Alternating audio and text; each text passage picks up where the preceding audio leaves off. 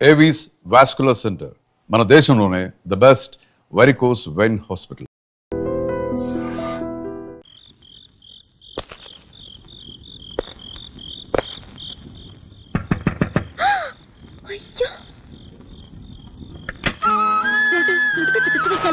Just thrill.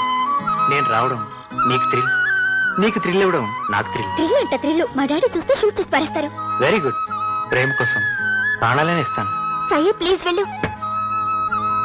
I love you.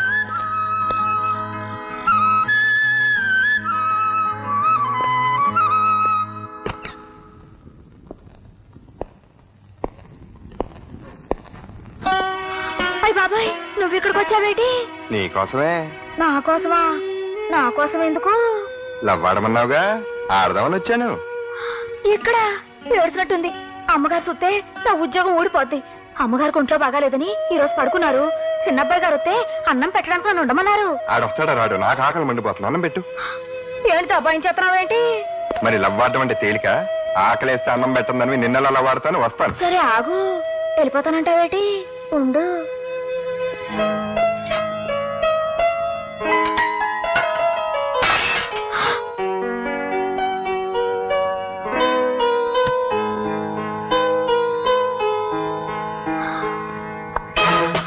అమ్మగారు, మరి ఇతను ఆకలంటేను పోనీ పాపమని కొంచెం కొంచెం అంటే కొంచెం అన్నం పెట్టాను. అన్నదానం పుణ్యం కదండి. మా అబ్బాయే రవి. వాడేదో పరాయి వాళ్ళ మాట్లాడతావేంటి? నిలబడి తింటావేరా? కూర్చో.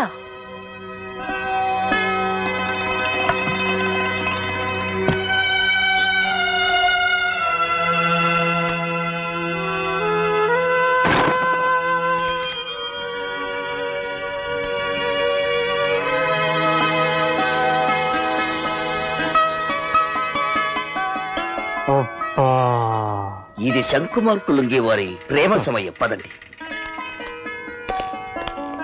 తప్పైపోయిందండి. మీరు గొప్పవారని నాకు తెలీదు.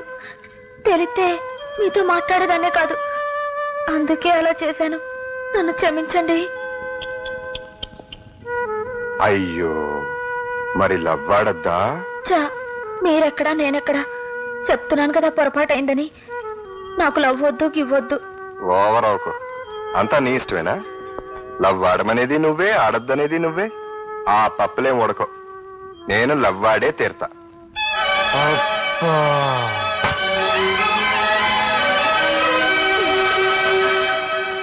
ఒరే చక్రి రా, తలంటుకుంది కానీ రారా.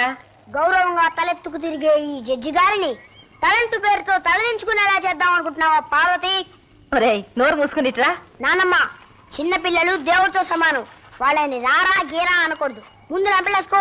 ఈ రోజు నా పుట్టినరోజు. ఇప్పుడే పుట్టాను చూడు.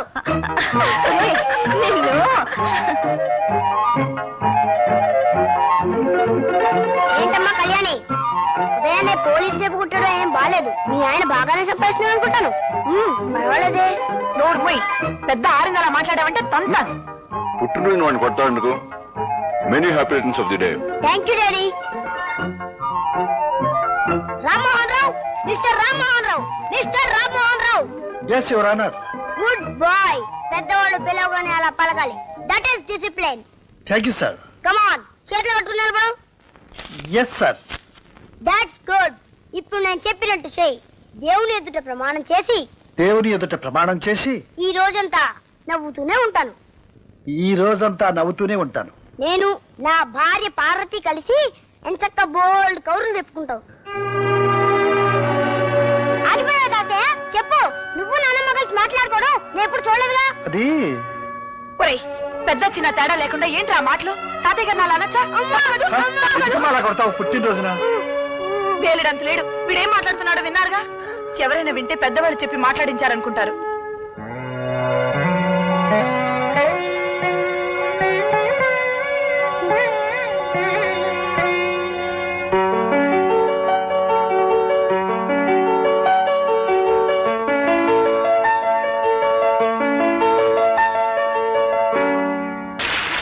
ఎక్స్క్యూజ్ మీ, మీరు కాస్త అక్కడికి వెళ్ళి కూర్చుంటారా?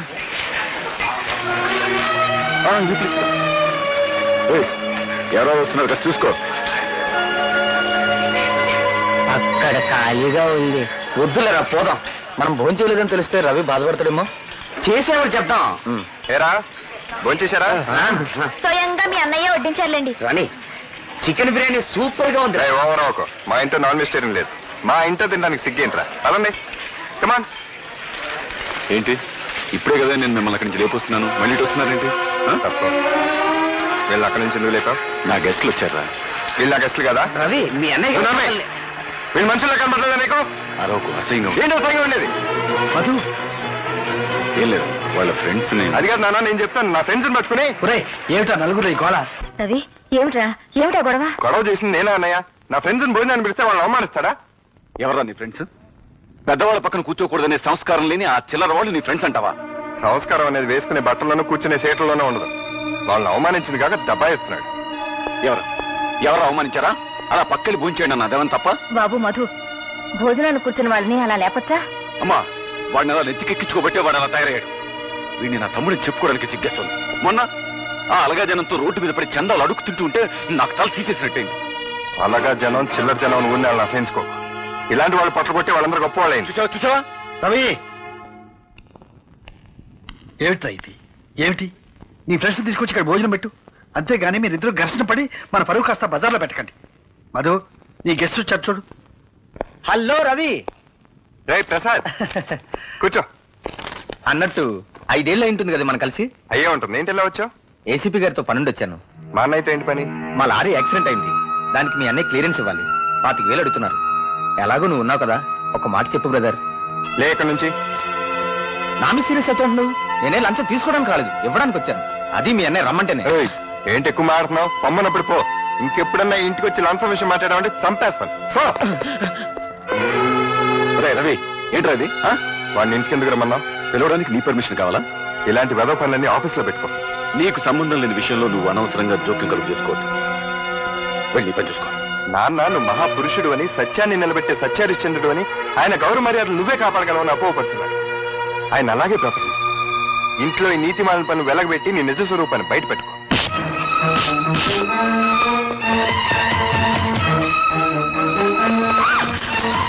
రవి ఏమిటా ఇది? అదే ఏం లేదన్న, పెద్ద ఇదేం కదా. ఏం లేకపోవడం ఏంటి? నీ మీద చేయి చేసుకునే దాకా వచ్చాడంటే నేను చేసుకోవడం రవి బుద్ధి లేదు, ఆపే ఇంకా. మధు, నువ్వు వాడిని క్షమించడం, నేను క్షమించను. ఏమిటి ఆలోచిస్తున్నారు? చెప్పండి. ఏం లేదన్న, ఎవడో వాడి ఫ్రెండ్ అంట లారీ యాక్సిడెంట్ అయిందంట. ఆ కేసు కొట్టేయమని రికమెండేషన్. ఆహా. ఆల్రెడీ వాడి దగ్గర ఎప్పుడో 10,000 తీసుకున్నాడంట. పైగా నాకు 10,000 లంచం ఇప్పిస్తానంటున్నాడు. ఎరా? చెప్పు. అంటావే? పోరా. పో. ఆ కాలనీకి జనంతో కలిసిపోతున్నావు కదా, పో. ఆ కాలనీ జనాన్ని ఇంటికి తీసుకొచ్చి మమ్మల్ని అందరినీ అవమానం చేసి తలక నిప్పులాంటి అన్నయ్య కూడా తోట అనుకున్నావు. వెళ్ళక్కడి నుంచి పో. రవి, ఇంతకాలం నిన్ను వెనకేసుకొచ్చేదాన్ని. ఎంత తప్పు చేశాన్రా. ఎలాంటి తండ్రి కడుపున పుట్టి, ఎలాంటి అన్నయ్యకు తమ్ముడై ఉండి, ఇలాంటి సిగ్గుమాలిన పనికి తలపడ్డావురా. ఛే! ఎందుకురా నీ బతుకు? థ్యాంక్స్ అన్నయ్య. నేను నీకు సాయం చేశానో లేదో నాకు తెలియదు, కానీ నువ్వు మాత్రం నాకు చాలా సాయం చేశావు. ఇదే పని కనుక మళ్ళీ జరిగితే భుజాన్ని వేసుకోవడానికి ఎవ్వరూ ఉండరు. నీ అన్నయ్య తప్పు చేసి ఆ నేరం నీ మీదకి తోసేస్తే నువ్వెందుకు నోరు మూసుకొని వచ్చేసావు? ఆ నిజం అప్పుడే అందరికి చెప్పేస్తే నువ్వు తప్పు చేయలేని మీ వాళ్ళందరికీ తెలిసేదిగా. ఈ నిజం మా నాన్నగారికి తెలియటానికి వీల్లేదు. ఆయనకి మా అన్నయ్య అంటే చాలా నమ్మకం. మంచివాడని, నిజాయితీపరుడని, ఆయన గౌరవ మర్యాదలు అతనే కాపాడతాడని ఆయన అభిప్రాయం. అందుకే నేను మాట్లాడలేకపోయాను. పైగా నేనంటే ఆయనకి అంత నమ్మకం లేదు. ఒకవేళ నేను చేశానని తెలిసినా బాధపడి వదిలేస్తారు అంతే. కానీ అన్నయ్య అలాంటి వాడని తెలిస్తే మాత్రం ఆయన తట్టుకోలేడు.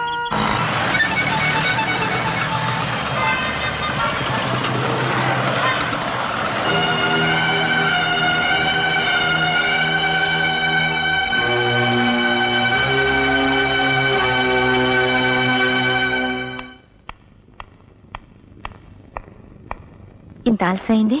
బస్ దొరకలేదమ్మా. అబద్ధమా? ఎవడే వాడు? ఎవడా కొరాడు? మాట్లాడవే. ఇటువంటి పనులు చేస్తే నేను సహించాలని తెలుసు కూడా నువ్వు ఇంతకు తెగించావంటే ఊరుకోవయ్యా, ఊరుకో. ఇది చిన్నపిల్ల. గౌతమి, నాన్న సంగతి తెలిసిండు కూడా నువ్వు ఇలాంటి పని ఎందుకు చేశావమ్మా? క్షమించండి నాన్న. చదువు పూర్తయ్యే వరకు చెప్పకూడదనుకున్నానే కానీ మిమ్మల్ని మోసం చేయాలని కాదు. ఆ అబ్బాయి పేరు రఘు, ఇండస్ట్రియలిస్ట్ బుచ్చిబాబు గారు అబ్బాయి. అతను నాతో పాటు మెడిసిన్ చదువుతున్నాడు. మేమిద్దరం ప్రేమించుకున్నాం. పెళ్ళంటూ చేసుకుంటే అతన్నే చేసుకుంటాను. చూశారా మాస్టారు? చూశావా నీ కూతురు ఎంతకు తెగించిందో? తన పెళ్లి తనే నిర్ణయించుకుంది. రామ్మోహన్ రావు, ఇదేదో పెద్ద అపరాధంగా నువ్వు భావించు. కాలం మారిపోయింది. మన పిల్లలు వాళ్ళ బ్రతుకులు వాళ్లే నిర్ణయించుకునే రోజులు ఇవి. నువ్వేం బాధపడకు. మన ఇద్దరం వెళ్ళి ఆ బుచ్చివా ద్వారా తెలుసుకుని ఆయనతోనే స్వయంగా ఈ విషయం మాట్లాడదాం. నువ్వా పైకి వచ్చావు? మెట్లెక్కి జోక్ లేకు. నువ్వు రావడం ఎవరు చూడలేదా? వచ్చేటప్పుడు నేను ఎవరిని చూడలేదు. నన్నెవరైనా చూసారేమో నాకు తెలియదు. All right. వెళ్ళు సైరామ్, వెళ్ళు వెళ్ళు. చెప్తుంటే కదా. నేను వెళ్ళను. మళ్ళీ ఎప్పుడు ఇలా రా. మా నాన్న చూస్తే గొడవైపోతుంది. తొందరగా వెళ్ళు.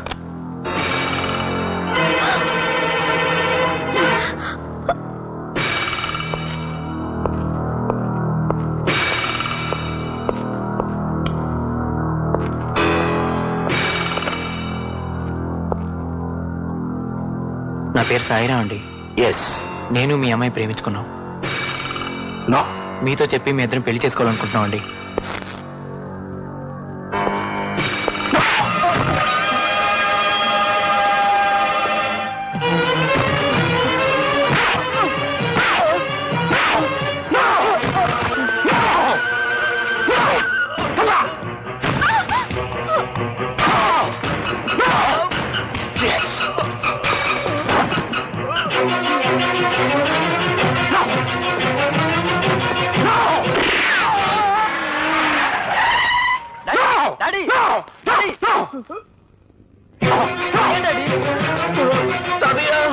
ఏమైంది?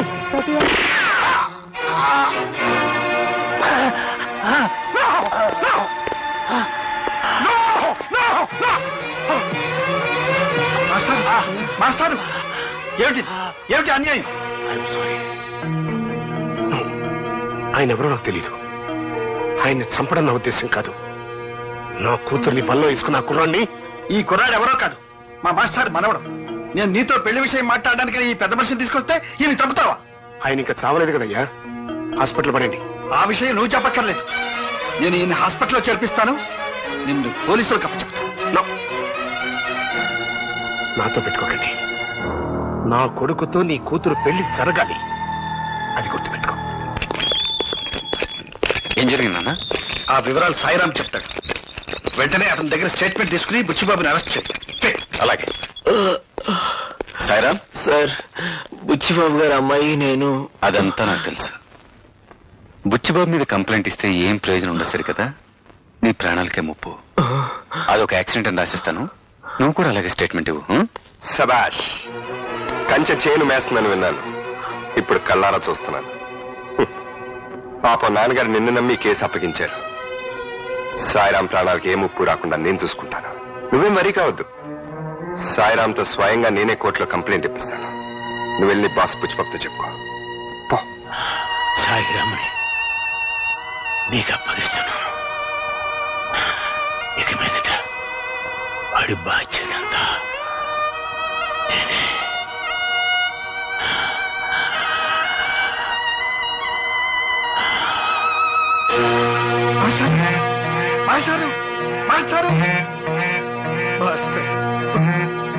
నో. కోర్టులో కంప్లైంట్ ఇస్తే మాత్రం నాకు వ్యతిరేకంగా ఎవరు సాక్ష్యం చెప్తాడు? మా నాన్నగారు ఉన్నారుగా. ఆయన లేపేద్దాం.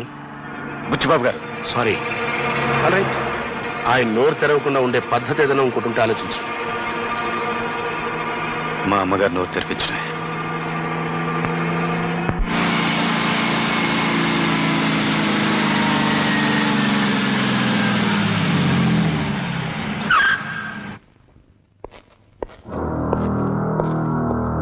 నమస్కారం అమ్మా. నా పేరు బుచ్చిబాబు. నన్ను చూసి మీరేం బెదిరిపోవక్కర్లేదు. నేనేం హంతకుని కాదు. నో. కానీ హత్య చేశాను. ఎస్, సినిమాల్లో రక్తపాతం చూస్తేనే మూర్చిపోయే నేను గోపాలకృష్ణ గారిని హత్య చేస్తానా? No no. ఆయన అడ్డుగా వచ్చాడు, ప్రాణాలు పోగొట్టుకున్నాడు. కోట్లు కుమ్మరిచ్చి అల్లుణ్ణి కొనుక్కోగలిగిన నాకు ఆప్తాలో సాయిరామ్ గారు వచ్చి అల్లుడు అవుతాను అంటే టాలరేట్ చేయలేకపోయాను. అందుకే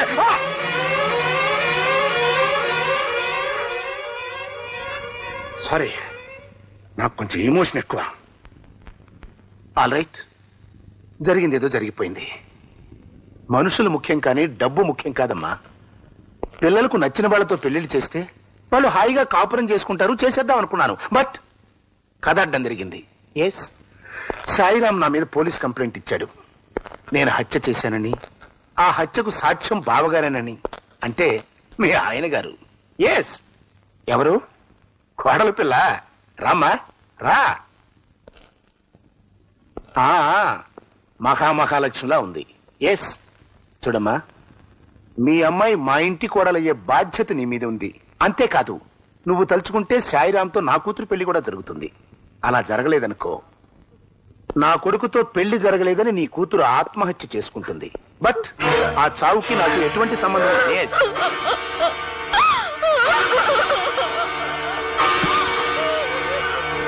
ఇవన్నీ జరగాలంటే నేనేం చేయాలి? జస్టిస్ రామ్మోహన్ రావు గారితో అబద్ధం చెప్పించాలి. ఎస్, నేను హత్య చేయటం చూడలేదు అని మీ ఆయన ఒక్క అబద్ధం చెప్తే చాలు, 2 జంటలు ఏకమవుతాయి.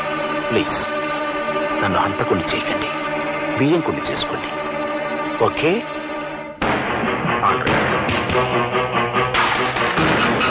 బాబు రండి, బాబు రండి. పద. అయ్య బాబోయ్, అయ్య బాబోయ్, మా వాడు కొత్త వాళ్ళని చూస్తే సిగ్గుపడుతుంటాడండి. తెలిసిపోద్దామన్నయ్య, నేనున్నాగా.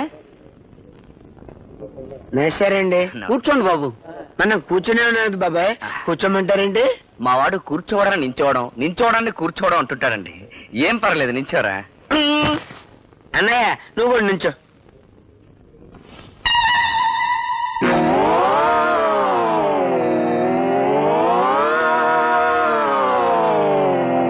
అయ్య బాబాయ్, అలా కూర్చుండిపోయింటన్నయ్య, నిలబడు, పర్వాలేదు, నించో. ఇదేమి రివర్స్ అండి బాబు? అన్నయ్య అంటాడేమిటండి? మావాడు మావయ్యని అన్నయ్య, అన్నయ్యని మావయ్య అంటుంటాడండి. మందు కసకం తీసుకురమ్మని అన్నయ్య. నాన్నగారు, పెళ్లి కూతురు మంచి కసక్లా ఉందండి. ఊరిని కసక్కు పూల, ఆమె పెళ్లి కూతురు తల్లిరా. అయితే నా కసక్ని వెంటనే ఇక్కడ తీసుకురండి. కసక్ ఏమిటండి?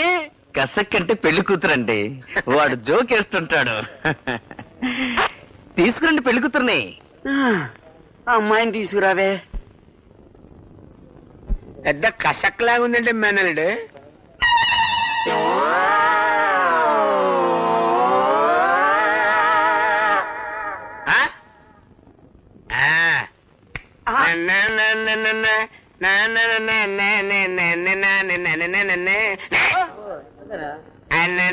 అయ్య బాబోయ్, ఎంత తెల్ల, ఎంత బలం, ఎంత బాగున్నావే నారాయణమ్మ, నువ్వు ఎంత బాగున్నావే. అయ్య బాబోయ్, ఎర్ర చీర కట్టావే నారాయణమ్మ, నువ్వు పూల రేఖ వేసావే. అయ్య బాబోయ్, మల్లెపూలు పెట్టావే నారాయణమ్మ, నువ్వు మల్లెపూలు పెట్టావు, మల్లెపూలు పెట్టావు, తప్పనే మల్లెపూలు పెట్టావు నారాయణమ్మ. నిన్ను పెళ్ళైతే భూషణం భూషణం, పెళ్ళైతే భూషణం భూషణం. నీకు పెళ్లి చేస్తే బాగుపడతావని నీ చెల్లెలు బ్రతమాలితే నేను ఇక్కడ తీసుకొచ్చాను. నా పరువు తీసావు కదరా. ఒక పాట పెట్టేస్తాను. నువ్వు నాన్నగారితో మాట్లాడడం తప్ప వేరే మార్గం లేదమ్మా.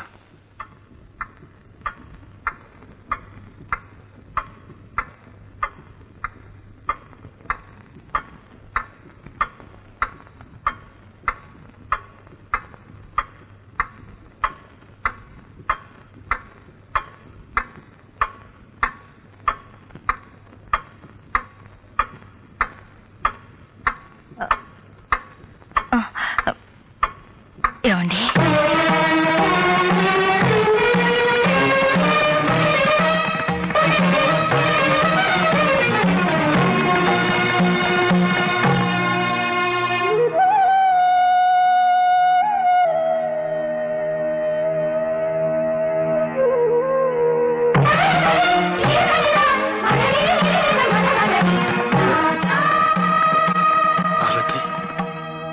నువ్వు నన్ను పిలిచావా? అవునండి. చిన్నప్పటి నుంచి నేను దైవంగా చూసుకుంటున్న మా మాస్టర్ పోయారని నీ తీయటి మాటలతో నన్ను ఓదార్చడానికి ఎన్నాళ్ల తర్వాత నోరు తెరిచావా పార్వతి? మాస్టారు పోయారు గాని ఆయన మనవడున్నాడు. ఆ మనవడు బాధ్యత మీ మీద ఉంది. నేనిన్ని సంవత్సరాలుగా మీతో మాట్లాడకపోవడానికి కారణం గుర్తుందా? మీరు చెప్పిన ఒక్క నిజం, బిడ్డ ఇంట్లోనే ఉన్నాడన్న నిజం మీరు పోలీసులకు చెప్పడం వల్ల నా బిడ్డ నాకు కరువయ్యాడు. ఆ బాధతో నా నోరు మూతపడిపోయింది. ఇప్పుడు నేను తిరిగి నోరు తెరిచింది అలాంటి నిజం మీతో చెప్పించకూడదనేనండి. అంటే నాన్న, మీరు లేని సమయంలో బుచ్చిబాబు వచ్చి అమ్మను బెదిరించి వెళ్ళాడట. నువ్వు ఇంకా ఆ బుచ్చిబాబుని అరెస్ట్ చేయలేదా? నేనే వద్దని ఆపాను మావయ్య గారు. అత్తయ్య గారు కూడా వద్దన్నారు. ఎందుకని? మీరంతా అతని బెదిరింపులకు జడిసిపోయారా? అతను బెదిరించలేదండి, బేరం పెట్టాడు. మీరు కోర్టులో సాక్ష్యం చెప్పకపోతే వాళ్ళ అమ్మాయితో సాయిరాం పెళ్లి జరిపిస్తానన్నాడండి. అంతేకాదు, మన అమ్మాయిని తన కోడలుగా చేసుకుంటానన్నాడు. ఆహా, అందుకోసం ఇప్పుడు నేను అబద్ధం ఆడాలి అంతేగా పార్వతి? అది కాదండి మావయ్య గారు, అత్తయ్య గారు చెప్తుంది బుచ్చిబాబు మీద జాలితో కాదు. అవునన్నా, అదే మాస్టర్ గారి మనవడి పెళ్లి జరిపించడం కూడా మీ బాధ్యతే కదా మావయ్య గారు.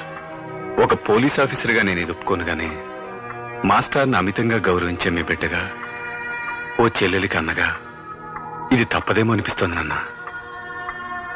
ఏమండి, మన మధ్య ఎన్నేళ్ల నిశ్శబ్దం తర్వాత నేను నోరు తెరిచి అడుగుతున్న ఈ వరం కాదనకండి. పార్వతి,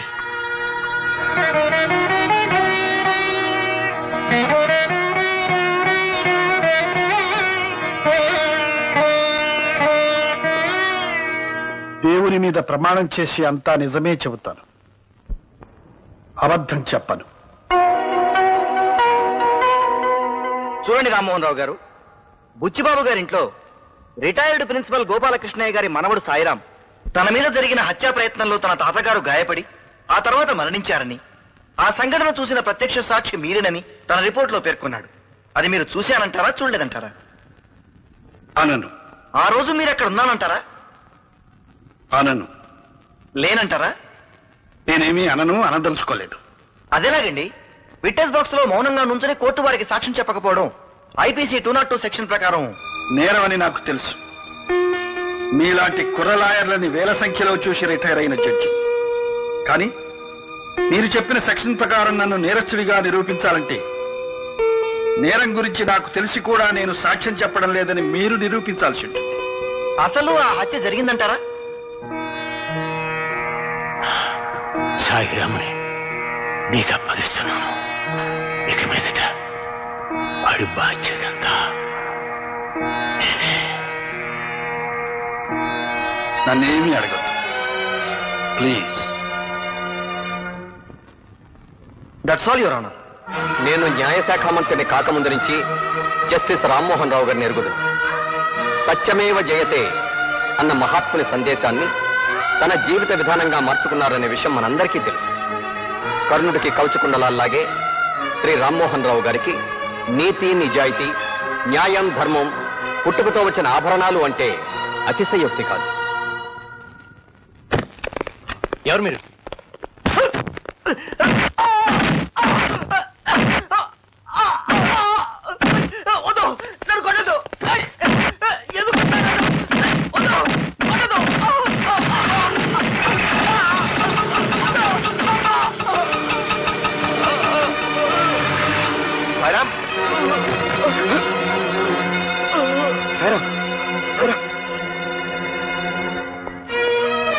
సాయిరా, నీకేవో దెబ్బలు తగిలాయట, ఏం జరిగింది? మళ్ళీ నన్ను చంపించడానికి ఆ బుచ్చిబాబు మనుషులు పంపాడు అంకుల్. బుచ్చిబాబా? అదేమిటి, తన కూతురు నీకిచ్చి పెళ్లి చేస్తానడుగా? పెళ్లి చేద్దాం అనుకున్నాడు, నన్ను ఎందుకు చంపాలని చూస్తాడు? పెళ్లి చేస్తాడనేగా. నేను కోర్టులో జరిగింది చెప్పకుండా అదంతా మీరు సాక్ష్యం చెప్పకుండా ఉండాలని ఆడిన నాటకం. ఇంత నాటకం ఆడాడా? నన్ను ఇలా మోసం చేశాడా? సరే, వాడి సంగతి తేలుస్తాను. ఊరుకోనన్నా. No no no no, I'm sorry. All right, నేను నీ ప్రేమను అర్థం చేసుకోలేకపోయాను. I'm a fool. బట్ నీకేం కావాలంటే చేశాను కదమ్మా. సాయిరామన్ తీసుకురమ్మంటే నేను ఎక్కడి నుంచి తీసుకురాని చెప్పు. అతన్ని మర్చిపో. అతని టైం అయిపోయింది, అతను వెళ్ళిపోయాడు. మర్చిపోమ్మా. నో నో నో నో, నువ్వెంత బాధపడితే మాత్రం పోయింది సాయి బాబు. సాయిరామని అల్లుడిగా చేసుకుంటానని నాతో చెప్పి అతన్ని చంపాలని చూస్తావా? అదృష్టవశాత్తు అతను బ్రతుకున్నాడు కాబట్టి సరిపోయింది. అంకుల్, సాయిరా బ్రతికి ఉన్నాడా? ఎక్కడున్నాడు అంకుల్? చెప్పండి అంకుల్, ప్లీజ్ చెప్పండి అంకుల్, ఎక్కడున్నాడు? ఒకవేళ వాడి బతుకున్నా నేను మళ్ళీ